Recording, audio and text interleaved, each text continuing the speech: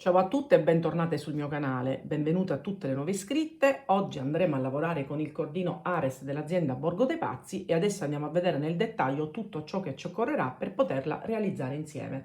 Ed oggi andremo a creare questo progetto con il cordino Ares, sempre dell'azienda Borgo dei Pazzi. Ve l'ho già presentato in altre tonalità, è un cordino piatto, vedete, molto sottile, lucido e veramente estremamente facile da lavorare e la resa è abbastanza morbida, quindi se voi volete una borsa un po' più sostenuta, create magari un punto che non sia un punto basso semplice per dargli appunto sostegno. Infatti in questo progetto io andrò ad utilizzare il punto canestro che appunto gli dà un po' più di robustezza. Le tonalità in particolare che utilizzerò oggi sono il colore verde che lo trovate con il numero 21, ve l'avevo già presentato, poi abbiamo il fucsia col numero 19 e una new entry perché è una nuova tonalità sfornata da Borgo dei Pazzi ed è il numero, è l'arancio, il numero 37. Con questo codice che vedete scritto potete acquistare sia il cordino Ares che tutto ciò che trovate nel loro sito con uno sconto immediato di 5 euro. Per quanto riguarda il quantitativo, ve lo dirò sempre a fine progetto, tenete presente che è una rocca da mezzo chilo, quindi ecco, nel mio caso ovviamente non lo andrò a utilizzare tutto, potete anche utilizzarne 4 colori, 2 colori, insomma questo, come dico sempre, dovete poi creare le cose magari con uno spunto dato dal mio tutorial, potete andare a creare la borsa appunto che più vi piace.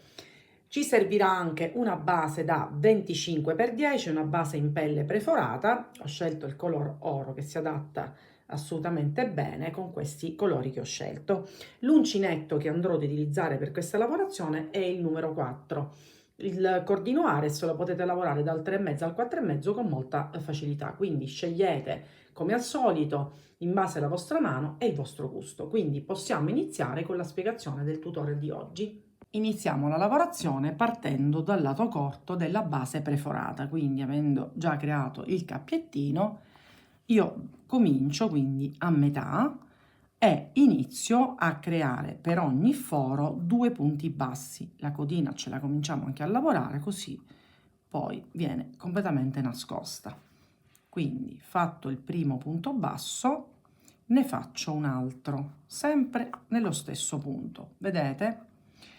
Vado avanti, sempre con 2 punti bassi, quindi 1 e 2, e così anche nel seguente. L'unica eccezione sarà fatta nell'angolo dove andiamo a creare 2 punti bassi, una catenella e altri 2 punti bassi sempre nello stesso foro e così andiamo a creare il nostro angolo. Proseguiamo sempre con 2 punti bassi in ogni foro, quindi lo facciamo per tutti i punti, tranne, come vi ho già detto, negli angoli, eseguendo appunto 4 punti bassi separati da una catenella, come abbiamo fatto in questo punto. Quindi lo andiamo a ripetere qui, qui e nell'ultimo angolo e ci rivediamo per vedere come proseguire. Completata la nostra base, ho tagliato il filo, quindi cosa faccio? Adesso devo andare a creare le 3 strisce che andrò a lavorare in verticale.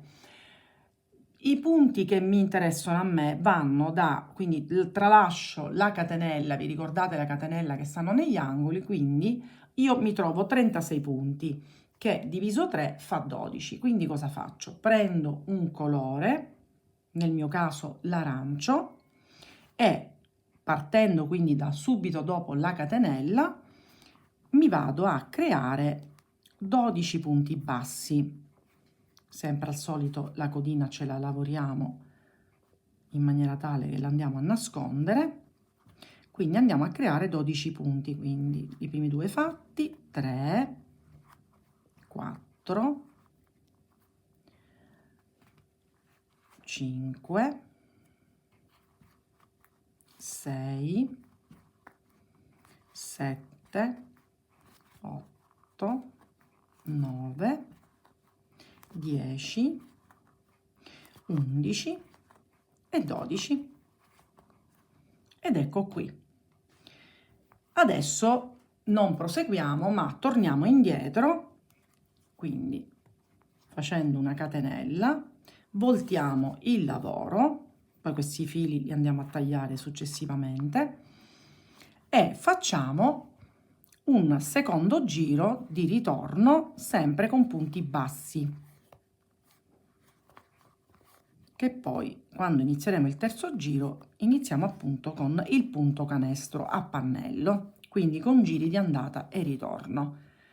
Quindi completiamo questi 12 punti e adesso vi spiego, ma è molto semplice, come realizzare appunto il punto canestro non in tondo. Quindi facciamo l'ultimo, ecco fatto. Adesso, come al solito, catenella, voltiamo il lavoro e adesso cosa facciamo? Andiamo a lavorare il punto canestro. Quindi il primo punto lo lavoro normale, quindi prendendo come di consueto il nostro punto basso. Il secondo lo prendiamo alla base, come appunto si fa con il punto canestro, quindi non qui ma qui. Quello successivo invece lo prendiamo nella parte alta, quindi andiamo ad alternare, vedete, prima in alto e poi in basso, quindi alterneremo dei punti bassi presi una volta in alto e una volta alla base. E questo sarà il lavoro che andremo a fare per tutta la lunghezza della striscia, che sarà di circa 30 centimetri. Sarò più precisa anche nel numero di giri nel momento in cui la completo. Quindi andiamo avanti. L'ultimo tocca prenderlo qui in basso, catenella, voltiamo un'altra volta il lavoro e andiamo a fare la stessa cosa. Vedete che qui sul primo punto l'abbiamo preso in basso, quindi lo prendiamo in alto. Il secondo invece era preso qui, quindi noi andiamo nel basso perché dobbiamo alternarlo, così verrà una sorta di scacchiera. Quindi qui è in alto, qui lo prendiamo in basso e così via. Quindi non dobbiamo far altro che alternare dove abbiamo preso il punto.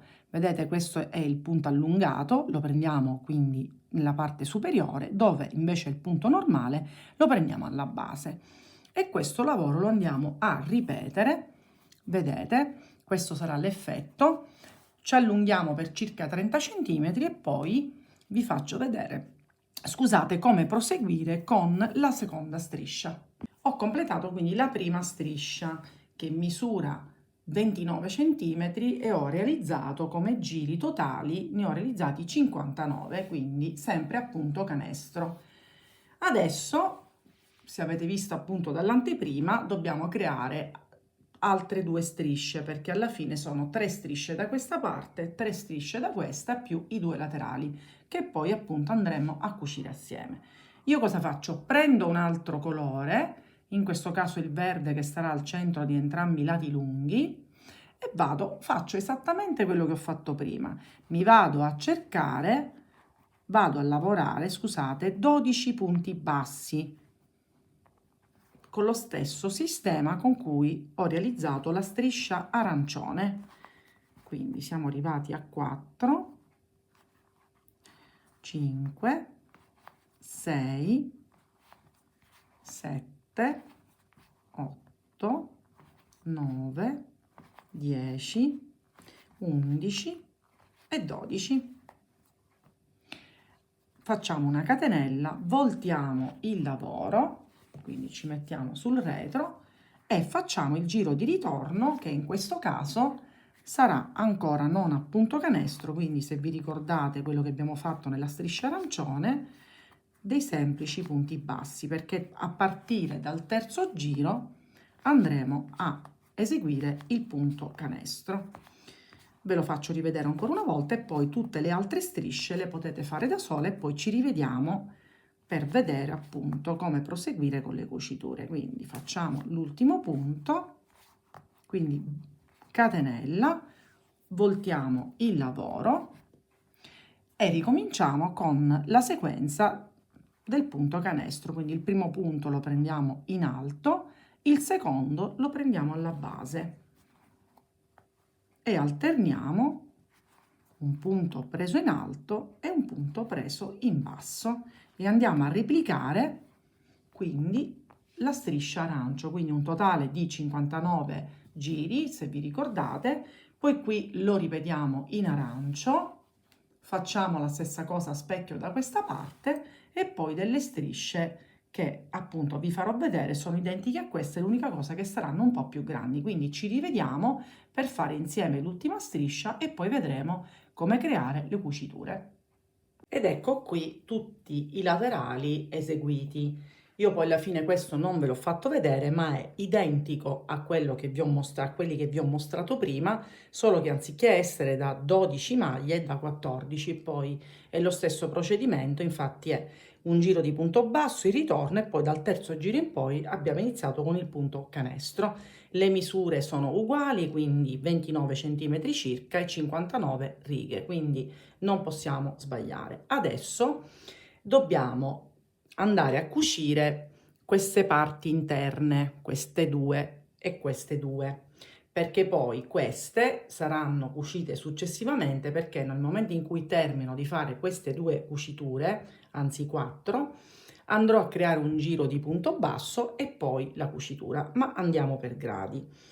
Io già mi sono agganciata, vi faccio vedere, sul retro del lavoro con un semplice nodino e adesso cosa facciamo?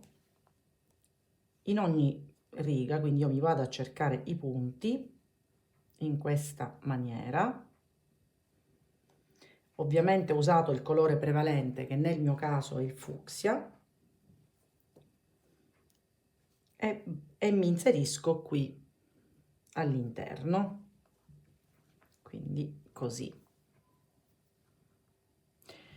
Sempre da questo lato, quindi facciamo attenzione anche a tirare per bene. Poi vado praticamente devo, in tutti questi fori che si sono creati, io mi inserisco e creo le cuciture. Vado nel foro che ci sta di fronte, quindi sempre da questa parte, e faccio le cuciture. Vedete? Continuo, quindi entro nel foro successivo e in quello di fronte, essendo anche delle righe identiche, non ci saranno problemi nel trovare i fori. Vedete come si presenta? Anche perché così gli diamo anche un tocco di colore. Si va avanti così per tutta la striscia, quindi in questa maniera. Continuiamo con questo così come vi ho fatto vedere fino ad arrivare qui alla fine, quindi continuiamo.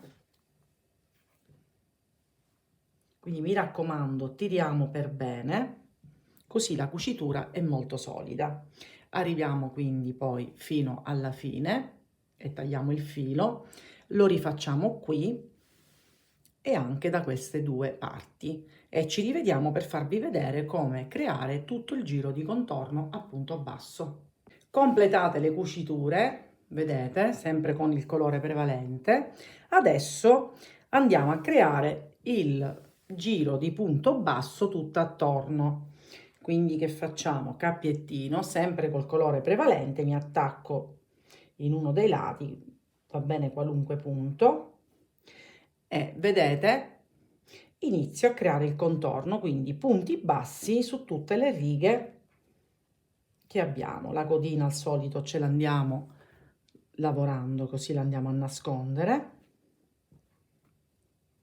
Questo è un passaggio molto semplice, quindi su tutto il perimetro gli diamo questa sorta di rifinitura, quindi vedete come proseguire, molto semplice. Mi raccomando poi negli angoli dobbiamo creare al solito un punto basso, una catenella e un punto basso nello stesso punto per creare l'angolo, quindi dappertutto, per cui procediamo quindi in questa maniera su tutto il perimetro e ci rivediamo per vedere come creare le cuciture laterali. Completato tutto il contorno, ho già preparato la borsa per poter effettuare le cuciture laterali, con l'unica eccezione che anziché essere cucita fino alla fine, io lascio 5 punti per lato perché poi, se vi ricordate dall'anteprima, la borsa deve girare in questa maniera. Quindi mi sono agganciata qui sempre con un nodino e adesso faccio sbucare fuori il nostro filo, sempre con il fucsia, e cosa faccio? Vado a prendere le costine, entrambe, tutti e quattro, insomma le costine di tutti e due i lati, e tiro per bene. E rientro sempre da questa parte, quindi inserisco, prendo tutte le costine e tiro per bene il filo. Stessa cosa andando avanti, vedete? È una cucitura che faccio molto spesso, quindi chi mi segue la conosce molto bene. Quindi andiamo avanti in questa maniera.